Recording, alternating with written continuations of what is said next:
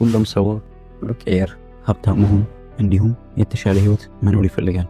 ነገር ግን ሁሉም ሰው ከምቾት ቀጠና መውጣት አይፈልጉም። ፍርሃታቸውን መጋፈጥ አይፈልጉም። ለነገ ሲሉ ዛሬን መስዋዕት ማድረግ አይፈልጉም። ጠንክረው መስራትን አይፈልጉም። መቼስ ሁላችንም ተማሪ ሳለን የሰነፉ ገበሬና የጎበዙ ገበሬን ታሪክ ሰምተናል። በአንድ መንደር ሁለት ገበሬዎች ይኖሩ ነበር። አንዱ ጎበዝ፣ አንዱ ደግሞ ሰነፍ። ሁለቱም እኩል የእርሻ መሬት ተሰጣቸው። ጎበዙ በጠዋት በመነሳት መሬቱን ለእርሻ ያዘጋጅ ነበር። ጥጋ ጥጉን በመቆፈር ድንጋዮቹን በመፈንቀል በቀላሉ ለማረስ በሚመች መልኩ መሬቱ ለእርሻ ዝግጁ ያደርግ ነበር። በተቃራኒው ሰነፉ ገበሬ ተቀምጦ ይጠብቅ ነበር።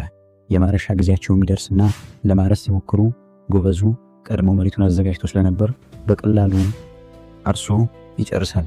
ሰብሎቹንም በጥሩ ሁኔታ ያደርጋሉ። አረሞቹንም ከስር ከስር ያጸዳል። ሰብሎቹንም ከእንስሳት ይጠብቃል። በመጨረሻም ጥሩ ምርት ለማግኘት በቃ። ነገር ግን ሰነፉ ገበሬ ለማረስ በሚሞክርበት ወቅት በምርት ውስጥ ያሉ አለቶች ማረሻውን በመሰባበርና በጊዜው አርሶ እንዳይጨርስ እንዲሁም የዝናብ ወቅቱን በአግባቡ እንዳይጠቀም በማስተጓጎል ጥሩ ምርት እንዳያገኝ አድርገውታል።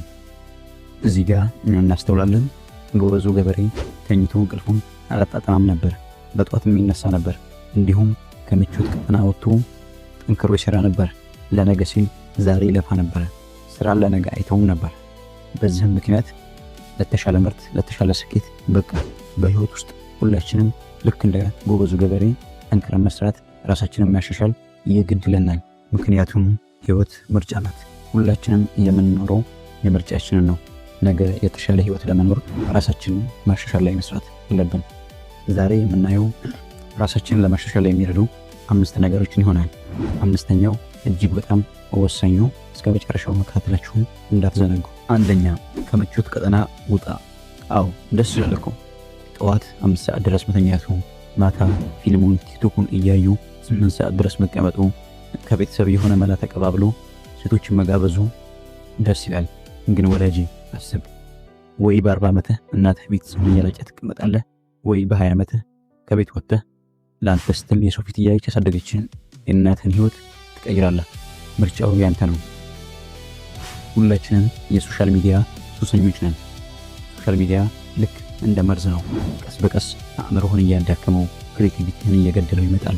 ተቀምጠህ ስክሮል እያደረክ ቲክቶኩን ታያለህ። ነገር ግን ተንስተህ ራስህን ለመለወጥ አትጥርም። ተወው ይለውን ተንስተህ ውሃ ራሱ ቀርቶ መጠጣት ይከብድሃል። ራስህን ፈትሽ። ዌስተርኖቹ በእኛ አእምሮ ለማዳከም በሚፈጥሩት ወጥመድ ውስጥ ቀን የነሱ ዘመናዊ ባሪያ ሆነናል። ከምቾት ቀጠና ወጥተህ ራስህን ለመቀየር ሞክር፣ ጣር። 2ኛው አዲስ ነገር ሞክር። ሁሉም ሰው አዲስ ነገር መሞከርን አይፈልግም። ይልቁንስ አሁን ያለበትን ህይወት ማማረር፣ መርገም ይቀለዋል። ችግሩ እኛ ጋር ነው ያለው። አሁን እየኖርን ባለው ህይወት ደስተኛ ካልሆነ፣ አሁን እያገኘን ባለነው ገንዘብ ለእኛ ነፃነት የማይሰማን ከሆነ ስራችንንም ሆነ በህይወት ያሉ ጓደኛ፣ ፍቅረኛ፣ ሌሎች ነገሮችን መቀየር ይኖርብናል። አስብ፣ አሁን እንዳለ ነው ብንቀጥልና የዛሬ 5 ዓመት ራሳችን ምን ላይ እናገኘዋለን ብለን ራሳችንን መጠየቅ አለብን። ውስጣችን እኮ ያውቀዋል። ግን እስከዛ ፈጣሪ የሆነ ነገር ይፈጥራል ብለን በግዴለሽነት መኖር እንቀጥላለን። ግን ፈጣሪም ቢሆን ሰበቡን አድርሱ ብሏልና ሰበብ እናድርስ። ይህ እኮ ማለት ስፓልት ላይ ተኝቶ ፈጣሪ ያድነኛል ብሎ እንደመጠበቅ ነው። አዎ ፈጣሪ አዳኝ ነው። ነገር ግን ሰበቡን እኛ ስናደርስ እኛን ያድነናል ማለት ነው። ስለዚህ ተነስ፣ አዲስ ነገር ጀምር። 3ኛው በራስ መተማመን። የህይወትህን አቅጣጫ ሊቀይር የሚችለው አንድ ነገር ብቻ ነው። እሱም በራስ መተማመን። ብዙ ሰዎች እድላቸውን በአግባቡ መጠቀም ያቅታቸዋል። ችሎታ ስለሌላቸው ሳይሆን በራሳቸው ስለማይተማመኑ ነው። አንተ ራስህን ካላመንክ ድረስ አንተን ማንም አያምንህም። ስትኩል ትሰራ ትችላለህ፣ ልትወድቅ ትችላለህ። ያ ውድቀት ግን ያንተ መጨረሻ አይደለም። ይልቁንስ ከውድቀትህ የምትማርበት፣ በራስ መተማመንህን የምታሳድግበት ነው መሆን ያለበት።